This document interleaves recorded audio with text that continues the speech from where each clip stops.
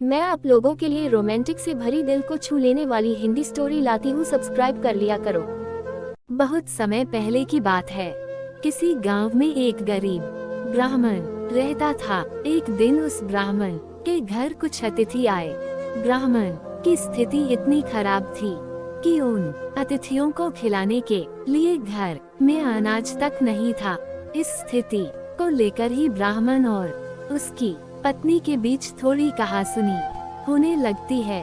ब्राह्मणी कहती है, तुम्हें पेट भरने योग्य अनाज कमाना भी नहीं आता है। इसी का नतीजा है कि आज घर में अतिथि आ खड़े हुए हैं और हमारे पास उन्हें खिलाने के लिए कुछ भी नहीं है।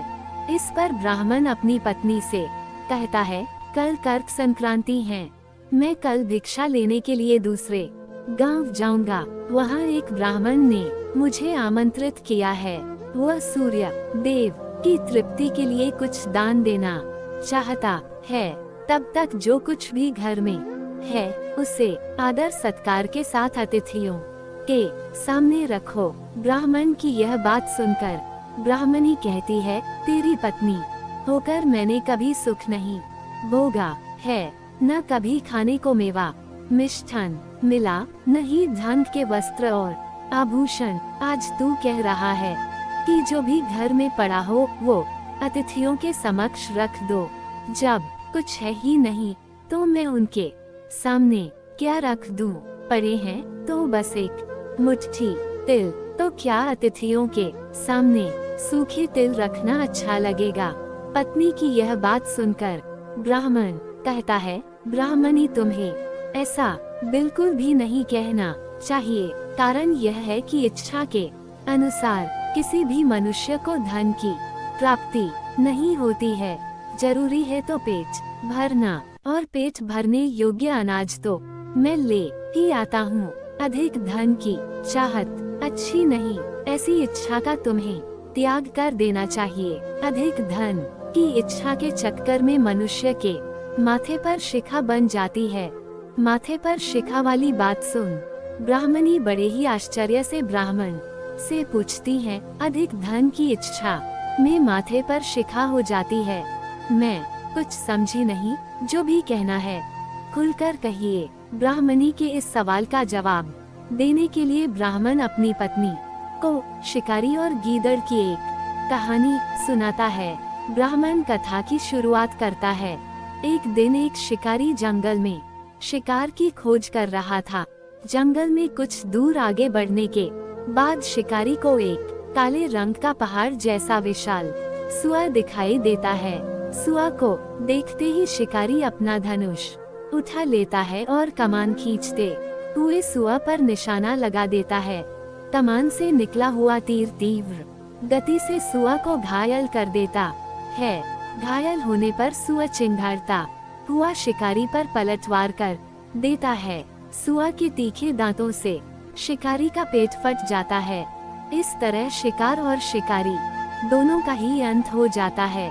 इसी बीच खाने की तलाश में भागता हुआ एक भूखा गीदड़ वहां से होकर गुजरता है, जहां शिकारी और सुअर का शव पड़ा हुआ था। बिना मेहनत इतना सारा भोजन देख गीदड़ मन बहुत खुश होता है और मन ही मन सोचता है कि आज तो ईश्वर की बड़ी कृपा हुआ, जो इतना अच्छा और अधिक भोजन एक साथ मुझे मिला है।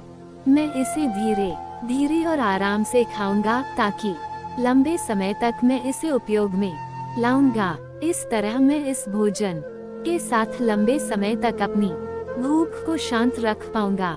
इन सभी बातों पर विचार करते हुए गीदड़ सबसे पहले छोटी छोटी चीजों को खाना शुरू करता है। तभी उसे शिकारी के मृत शरीर के पास धनुष पड़ा दिखता है। गीदड़ के मन में पहले उसे ही खाने का विचार आता है और वह धनुष पर चढ़ी डोर को चबाने लगता है। गीदड़ के चबाने से धनुष पर चढ़ी डोर टूट जाती है और डोर के टूटने से धनुष का एक सिरा वेग के साथ गीदड़ के माथे को भेदता हुआ ऊपर निकल आता है। गीदड़ के माथे को भेद कर धनुष का जो सिरा गीदड़ के सिर पर निकल आता है, वह ऐसा प्रतीत होता है मानो गीदड़ के माथे पर शिखा निकल आई हो। घायल होने के कारण कुछ देर बाद गीदड़ की भी मौत हो जाती है। इतना कहते हुए ब्राह्मण कहता है, ब्राह्मणी, इसलिए मैं कहता हूँ कि जरूरत से अधिक लोभ से माथे पर शिखा आ जाती है।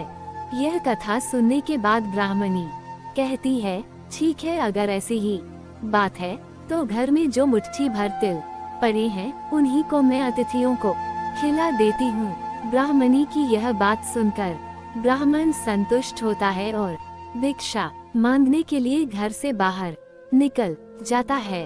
वहीं ब्राह्मणी भी घर में पड़े तिल को धूप में सुखाने के लिए फैला देती है। तभी कहीं से एक कुत्ता आ जाता है और उन साफ तिलों पर पेशाब कर देता है, जिससे सभी तिल खराब हो जाते हैं। तिल के खराब हो जाने पर ब्राह्मणी काफी परेशान हो जाती है और सोचती है, यही तो तिल थे जिन्हें पकाकर मैं अतिथियों को खिला सकती थी। अब मैं क्या करूं?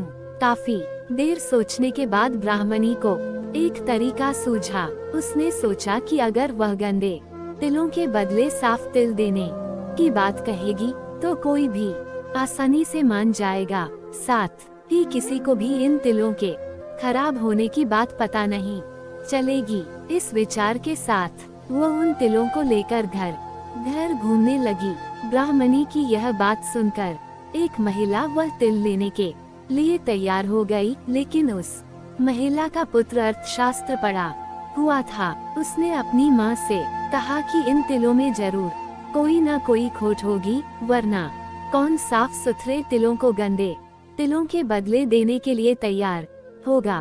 पुत्र की यह बात सुनकर महिला ने ब्राह्मणी के तिलों को लेने से मना कर दिया।